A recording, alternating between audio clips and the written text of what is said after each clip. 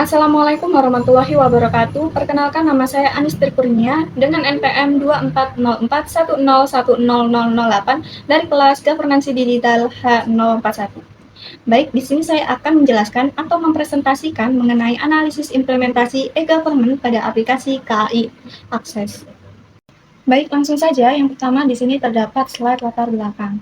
Perkembangan teknologi informasi yang pesat telah mendorong berbagai industri untuk terus berinovasi dalam meningkatkan kualitas pelayanan kepada konsumen.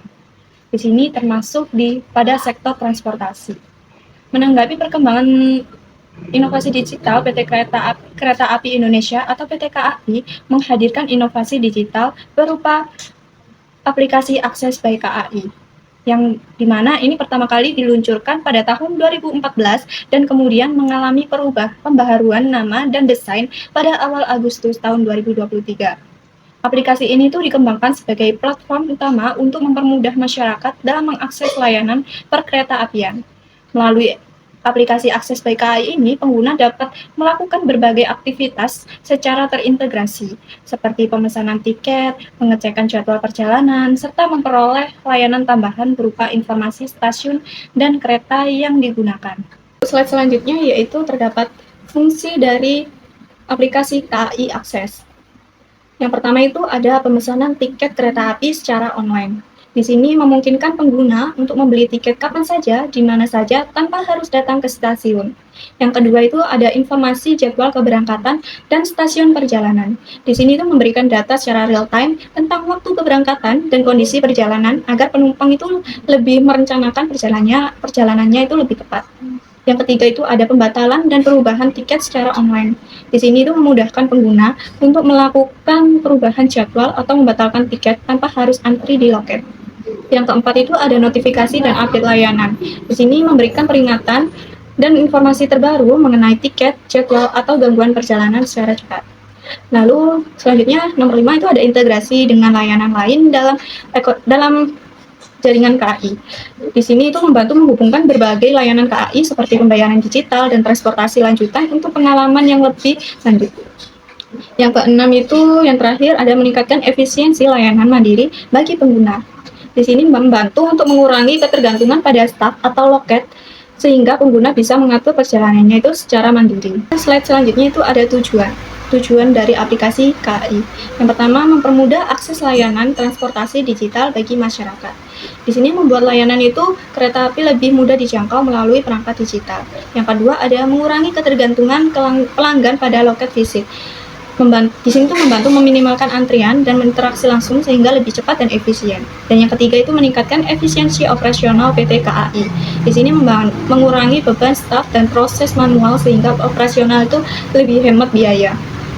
Dan terakhir itu ada meningkatkan kepuasan pelanggan melalui akses cepat dan transparan terhadap layanan kereta api.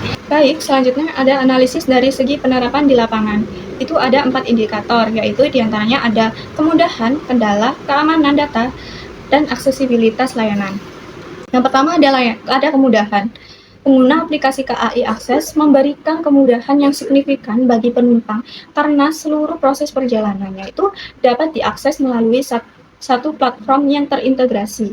Melalui aplikasi ini, pengguna dapat melakukan pemesanan tiket, mengecek jadwal keberangkatan, memilih tempat duduk, serta memantau status perjalanannya itu secara real time tanpa harus datang langsung ke stasiun.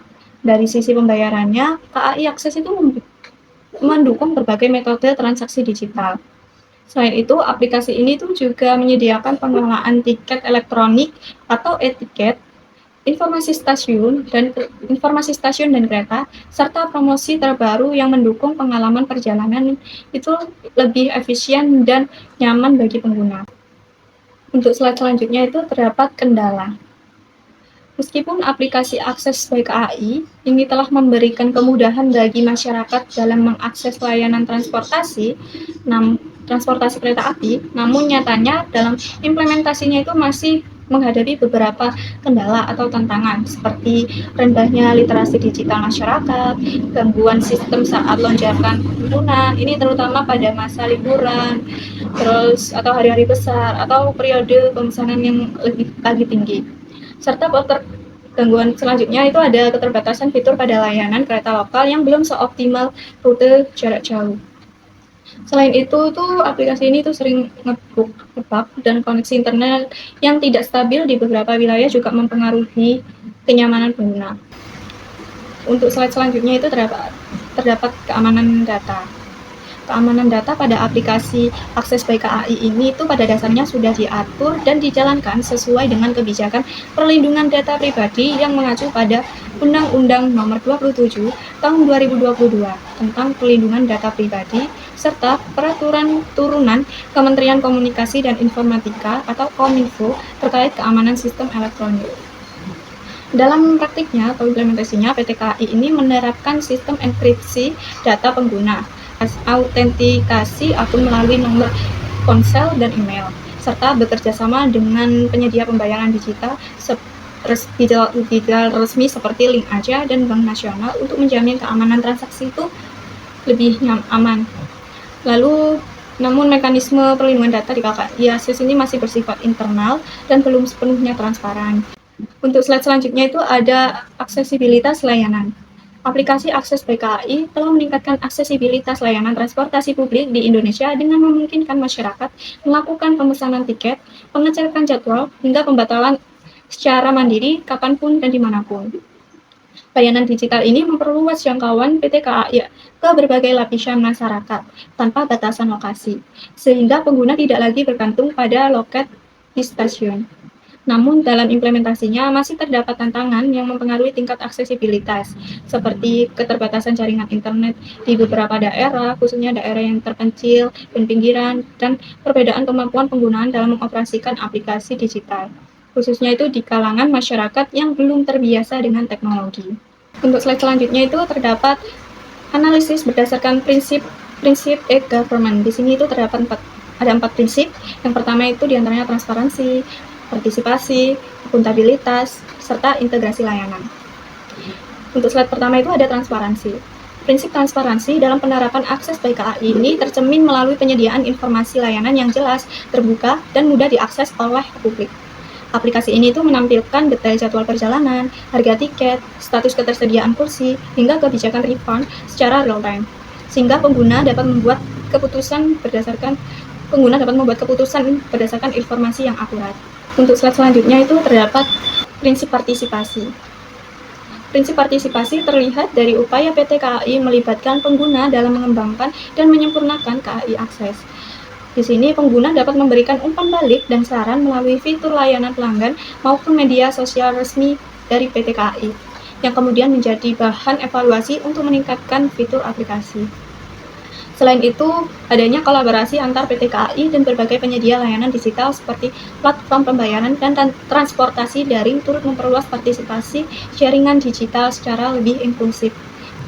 Untuk slide selanjutnya itu ada prinsip akuntabilitas.